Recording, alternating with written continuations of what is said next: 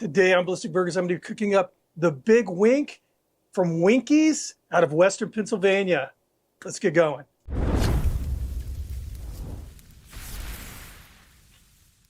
So Winky's Hamburger started in Bridgeville, Pennsylvania back in 1962. They franchised out, and by 1977, they had a total of 42 restaurants, including throughout Pennsylvania, Western Pennsylvania, Ohio, and West Virginia. Unfortunately, they went out of business. By the mid-'80s, there were no more Winky's left. But one of the burgers they made famous was called the Big Wink. Also on their menu, they had fried chicken, fried fish, hot dogs, all sorts of things. And their gig was to sell good fast food, really reasonable prices. And reasonable is right. I was looking at some of the old ads and everything. They actually had a hamburger for 15 cents. You could get the Big Wink with coleslaw and fries for like 72 cents, 79 cents, something like that. Chicken dinner for 99 cents. So big value. Unfortunately, no more. They no longer exist. We're going to kick this off with a sauce, and the sauce is really what makes this burger unique. And I have a feeling that probably halfway through making the sauce, a lot of you are going to figure out exactly what it is. Starting off with 3/4 cup mayo. And I wrote this recipe up to where it'll be very easy to multiply the amounts. 1/2 cup sour cream. 1.5 tablespoons dill, pickle, relish. 1 tablespoon finely minced capers. 1 tablespoon very finely minced green onion. 1/2 tablespoon horseradish. That should be the dead giveaway right there. 1/4 teaspoon onion powder, 1/4 teaspoon garlic powder, and 1/2 teaspoon finely minced fresh dill. For those of you who don't know yet, this is basically, it's a tartar sauce. Again, it makes sense. They were, one of the things on their menu was fried fish. And I have never had tartar sauce on a burger before, and I'm actually looking very much forward to trying this. And reading a page they have on Facebook, Remember Winky's kind of a page, everybody's talking about how great the sauce is. So looking forward to trying this on a burger. It's going to be good. So one thing I love about making these copycats is I'm always picking up like new ideas that I never would have thought of. And I almost forgot Worcestershire sauce. We're adding 1/2 tablespoon of Worcestershire sauce.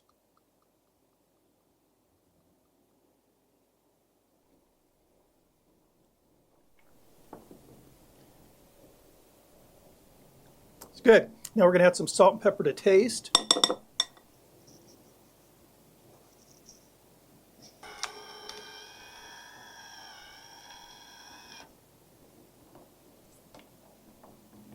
A buddy of mine bought that electric pepper mill for me. It's awesome. Thank you, David.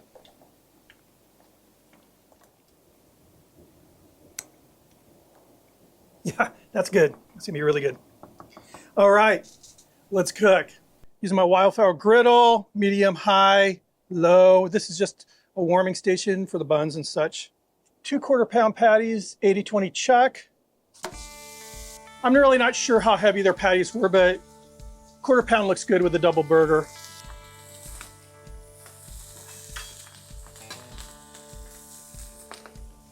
Season a little salt. A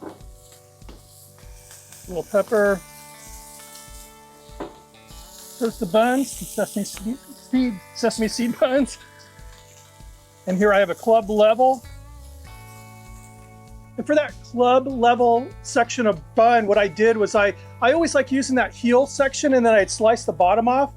And this time what I did, and it worked out great, was I put it in a plastic bag, tossed it in the freezer, froze it. It sliced off really easy, thawed it out, as good as new here. But it's very authentic that way.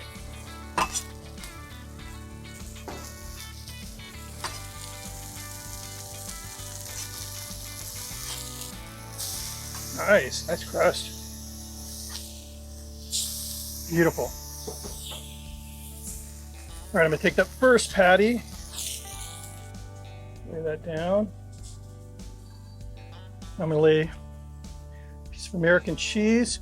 You're not melting the cheese on the griddle, or they weren't. 2 dill chips, club level section of bun down. Second patty down.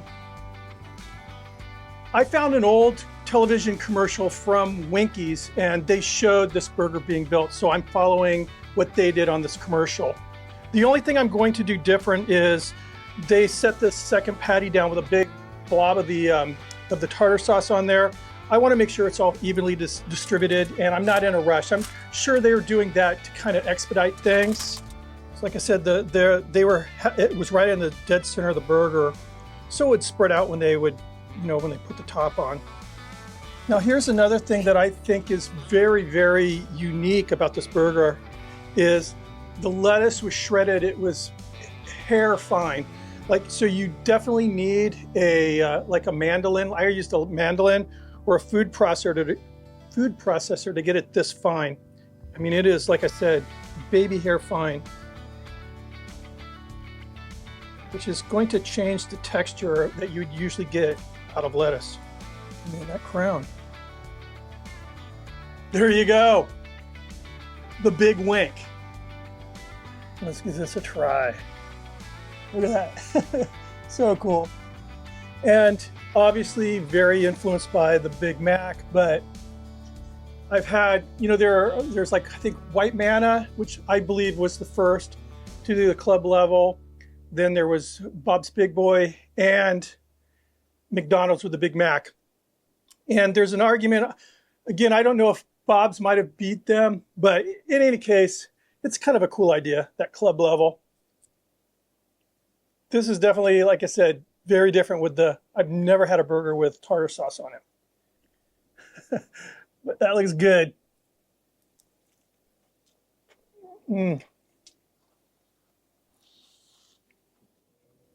Really good.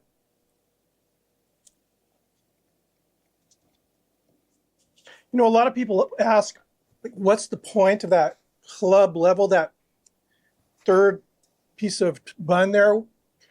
And what I think it is, and I'm really noticing it on this because I got a beautiful toast on that club level piece of bun there on the griddle.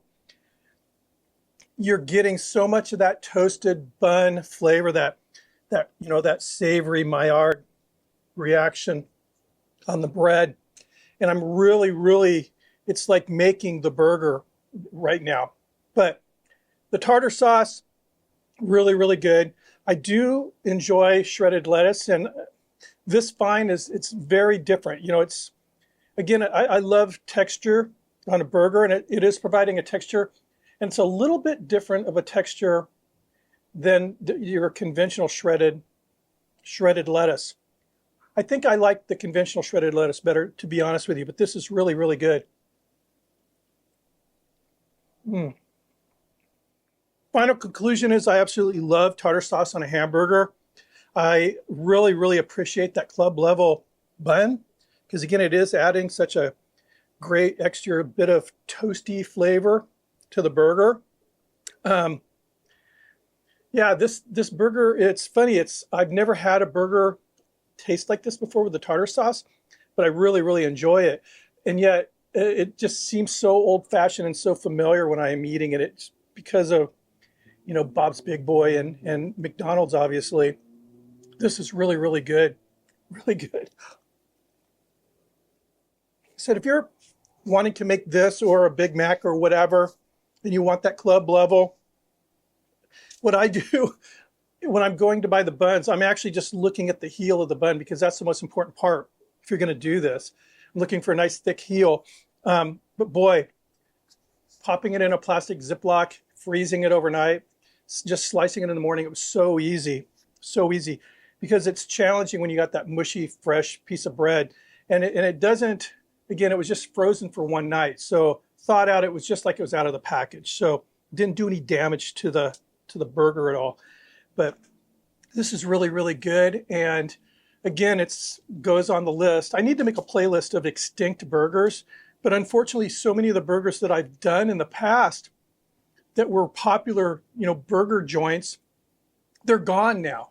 So I have to go through and research and again, migrate those into the list if I make it. But this is one of those extinct burgers that when you go to the Facebook page and you read the comments, I mean, there's some fond memories in this place. And I hope this video preserved some of those memories, because that's the whole point of doing these copycats, is not only to show people how they can recreate burgers from their childhood, but maybe even preserve the memory of a burger that's now no longer available to buy, but we can make it.